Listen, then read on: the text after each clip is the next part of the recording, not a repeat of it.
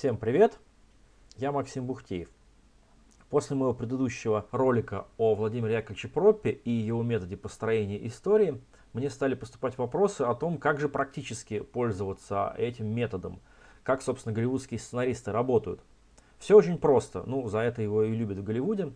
Эти карты применяют даже в некоторых продвинутых детских садах, для того, чтобы дети учились разбирать, анализировать сказки, истории и создавать какие-то свои. Значит, в чем тут дело? Напомню, что по Проппу 7 персонажей, которые действуют, и каждое действие это определенная карточка. Действие или функция. Соответственно, все мы вот делим, их 31, это функция, а мы делим карточки. Делаем такие. Каждая карточка это одна функция. Вот такую сделали колоду. Это вот все как для детского сада, это детская игра. Вот так вот нарезали, сложили. И теперь нам нужно создать игровое поле. Вот если мы возьмем серьезную табличку для сценаристов. Вот она.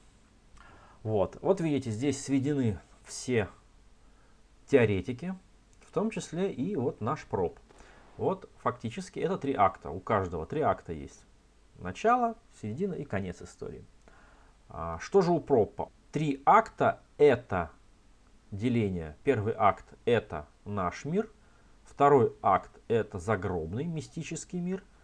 И третий акт это тоже возвращение в наш мир, но мир изменившийся. То есть ситуация радикально отличается. Герой пошел в загробный мир, там совершил некий подвиг и вернулся уже изменившийся, и ситуация уже радикально отличается от того, что было в начале. Вот все функции, это уже серьезно, это уже полная версия. Там у меня для детей, там функции поменьше немножко, попроще, они так упрощены. Вот видите, и все эти функции расставлены по своим местам. Соответственно, расставляются они в соответствии с логикой. Итак, вот у нас все эти функции, они здесь расписаны и имеют свое обозначение, потому что из них Пропп потом составлял формулы, комбинируя их определенным образом и составлял таким образом формулу сказки, формулу истории. Но, собственно, вот они здесь сортированы у нас. Сортированы они по тому, что может произойти в нашем мире до того, как герой отправится в путешествие. Понятно, вот это исходная ситуация описания, отлучка, потеря, то есть герой что-то потерял, либо какой-то важный персонаж был похищен, либо ушел, которого надо искать, некий запрет его нарушения, то есть что-то герою запретили делать, Синяя Борода, как запретил своей жене заглядывать в какую-то комнату, например, кто-то запрещает открывать какую-то шкатулку, вот враг может начать действовать, вот он что-то выведывать, какую-то тайну, вот он ее получает, эту тайну, какой-то подвох, пособничество, то есть какой-то предатель может завестись, какая-то может быть мачеха, какая-то злая сестра, случается некая предварительная беда, может быть какая-то потеря, либо что-то нужно срочно достать, нужно срочно что-то исправить, иначе будет беда. Вот это все может произойти как просто так из-за врага какого-то, вот враг может навредить. Вот отдельно недостачи выделены еще, соответственно.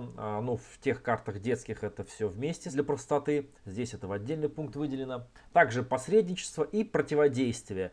То есть что-то пытаются исправить сразу еще в нашем мире. Это, естественно, не получается. И вот отправка. Герой отправляется. И это, соответственно, конец первого акта. Это отправка в долгий путь. Отправка героя, персонажа в какое-то путешествие в иной мир. Дальше вот это второй акт. Это то, что происходит с героем в волшебном мире. Это он встречает какого-то дарителя, который его испытывает, что-то ему дарит, волшебное средство, совет, либо потом приходит ему на помощь. Герой может не хотеть проходить это испытание. Вот здесь это отображено. Вот путешествие, герой борется с врагом, герой получает рану, отметину, либо какое-то особое свойство.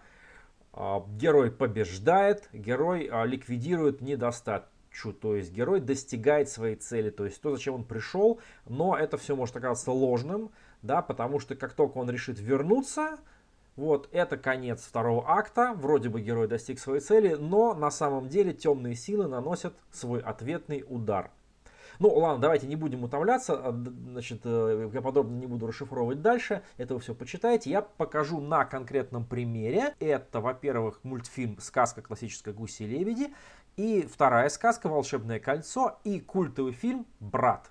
Давайте, чтобы не путаться, я уберу лишнее и нарисую вот так вот схематично наше игровое поле, состоящее из 3 актов, 3 миров. Это наш мир, волшебный мир и обратно наш мир, изменившийся.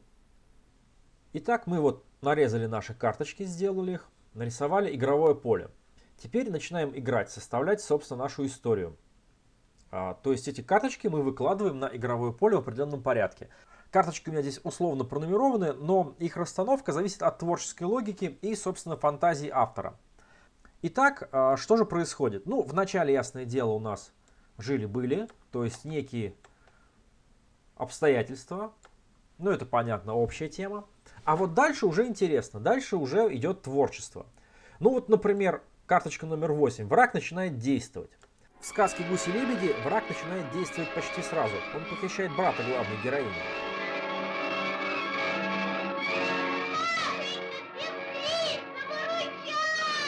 А в фильме «Брат» враг начинает действовать гораздо позже, но брата нет изначально.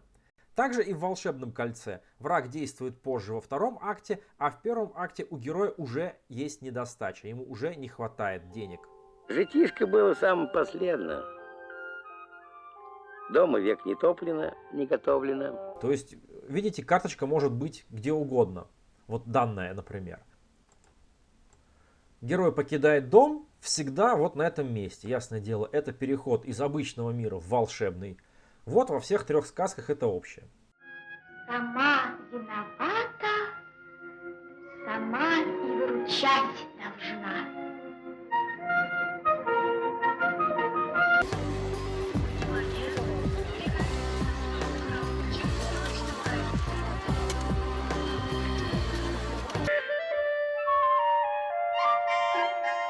Теперь вот эта карточка. Даритель испытывает героя. Она обязательно тоже для всех сказочных персонажей. И во всех 3 примерах она присутствует. И говорит она о том, что герою ничего не должно доставаться даром. Он должен пройти испытание для того, чтобы получить какое-то волшебное средство или просто дальше пройти. Вот он выдерживает это испытание, получает некое волшебное средство или у него заводится волшебный помощник. Ну, проще говоря, друг. Видно, пожалеть тебя придется. Мужичок, вы по что животно мучите? А я что, каждую соплю спрашивать буду? И еще обратите внимание, что здесь все это происходит несколько раз. Мужичок, вы по что опять животину тираните? Видно, пожалеть тебя придется. Заплати штраф. Это тоже важно. Как правило, 3 раза, но может и больше. Мужичок, что это вы все с животными балуете, а, Эван? Видно, пожалеть тебя придется. Тебя здесь пальцем никто не тронет, я тебе отвечаю. Я хотел бы еще раз подчеркнуть, что метод пропа, все вот эти функции и персонажи, это не то, что жесткая догма, они ничуть не ограничивают творческую свободу. Можно как угодно их комбинировать или трактовать. Это лишь некая основа, некий фундамент, на котором базируется целиком история. Вот, скажем, режиссер «Брата», он творчески переосмыслил, сделав своего сказочного персонажа в основе таким искаженным. То есть он и друзей странным образом заводит, и вообще подвиги совершает такие сомнительные. А у них правда новый альбом вышел «Яблоки Тай»? Да? А у тебя есть? Слушай, будь другом, дай переписать, а? Дашь? Но, тем не менее, в основе всего этого классическая сказочная структура. Здравствуйте. Здрасте. А здесь празднуют? Вот, например, волшебное средство. В сказке «Волшебное кольцо» это волшебное кольцо, которое позволяет получать все, что необходимо. А в фильме «Брат» какое волшебное средство? Это диск с музыкой и оружие. Обратите внимание, с каким трудом Данила достал и то, и другое. И это не случайно. Диск спасает Даниле жизнь, а врага можно сразить лишь из особого оружия. Уж такие правила у сказки.